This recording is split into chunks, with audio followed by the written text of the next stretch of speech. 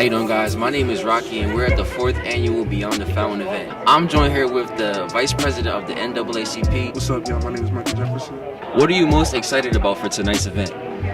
Honestly, I'm excited to hear from the panelists. I'm excited to hear from the students about what the issues they had to bring about racism in the town. So I just want to hear the dialogue. So that's what I'm excited about. Dr. Carrie DeVries. She's actually one of the panelists here tonight for the 4th annual Beyond the Fountain. So I wanted to ask you, why is talking about racism so important to you? It's very important because if we don't have a conversation, if we don't start talking, nothing, I don't think will ever significantly change. 2013 as the Director of Social Equity or Diversity Officer during that time period.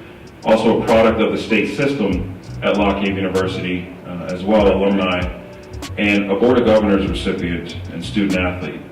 One of the things that I still hold true, which I know resonates with a lot of us out here, I was a first generation student out of my household in regards to coming to college for the first time.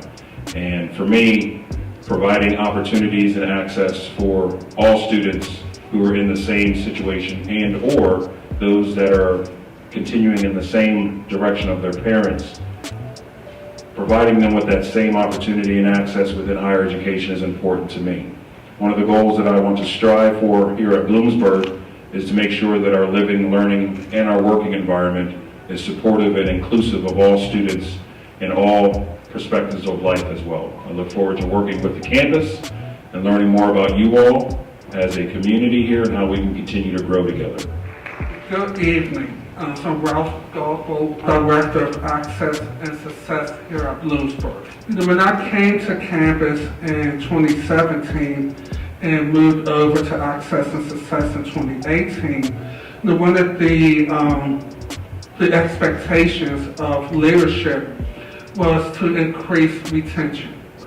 And so when I came to campus, there was the largest program in Access and Success is Act 101. And there was this stigma out there about Act 101. Act 101 students shouldn't be in college, shouldn't be here at Bloomsburg, cannot be successful. And it's important to note that Act 101 students, there's no shirt, right? There's no sign that a student wears from campus that says Act 101. So truly there was a stigma of a perception of Act 101. And so one of the things we've done, the team and I, and more importantly the students, is we've restructured how we do the work. We've incorporated culture. We've incorporated community engagement. We've incorporated things like hip hop into the work. We've worked with faculty to develop the anti-racism course. Thank you so much for introducing yourselves. You guys have such very amazing and very different fields that you are in, but somehow they all connect in so many various ways. When you hear no more silence, how does it resonate in your life? Mr. Ralph, I'm going to pick on you. Would you be the individual to start us off?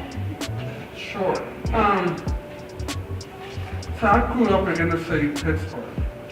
And there's a guy who I grew up with, Phil Gill is what we call him.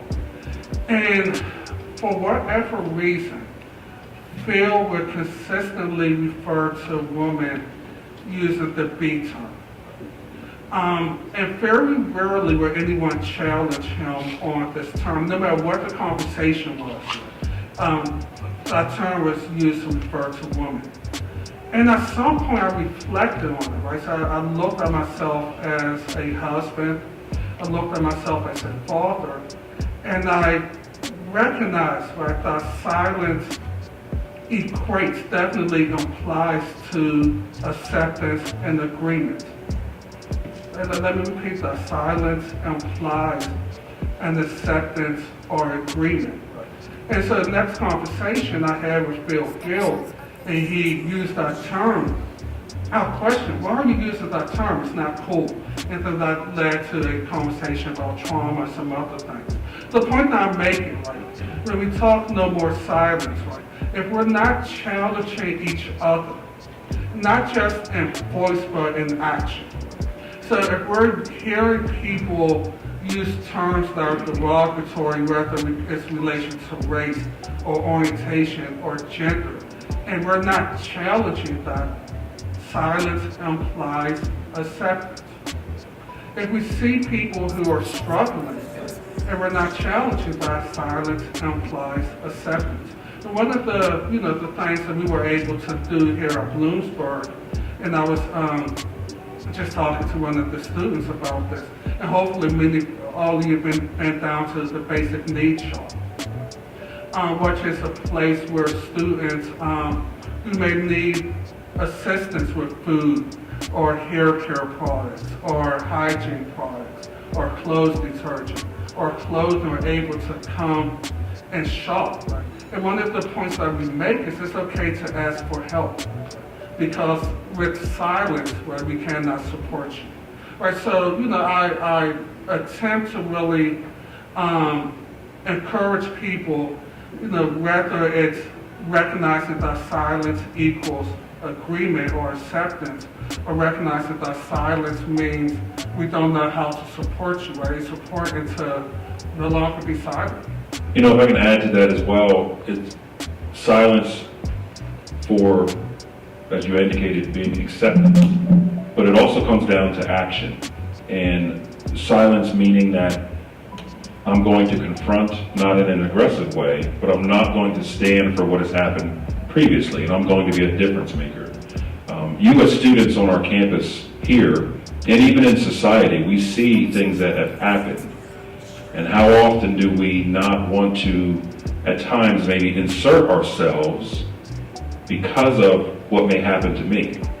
But then we see what has happened to that victim or how that person is mistreated, and it comes down to taking action in some form or fashion. I know we have some questions later on, but we've got to become more accountable to our neighbor and to ourselves for the simple fact, in the example you gave, we have mothers, we have daughters, we have sisters, we have brothers, we have sons. And if it's not acceptable, then silence is only going to continue that. Action in regards to change and perspective of you doing something is going to start to demonstrate how you're going to not accept silence anymore. So no silence, as the question is, no more silence doesn't mean you have to become vigilant, but it means you must speak up and start to make that change that you want to see as well. It's a good point, Ralph. I would just add, from my perspective, the importance of having conversations in an academic environment. From a moral obligation that we have, it is hard to talk about issues of race. It is hard, and it does take a lot of courage. So I think the fact that you're here demonstrates that you want to be a part of the conversation, and I applaud you for that, because it's real easy to talk to ourselves about it. It's whole other issue to talk to one another about it, and I think that there's so much value in having conversations in an academic environment. I feel like it can be it's very empowering for people to to be educated about these ideas, be able to talk about them with some amount of safety and security that can happen in a structured learning environment. And so I think that we have to also have the conversation about having the conversation in the context of higher education. Absolutely. They couldn't have said it any better. I believe that we have to take advantage of the space that we're in, like you said. Understanding that college has the opportunity to give you the look into different groups. We have so many different groups on campus. I think that we need to collaborate. We need to start having more conversations, more collaborative meetings across intergenerationally, across groups with fraternities and clubs, seeing how we can step outside of these spaces and just be more vigilant about what we're going to do moving forward. And I think that's one of the main things that we have to do while we're here, is just be more inclusive and trust each other and have those conversations.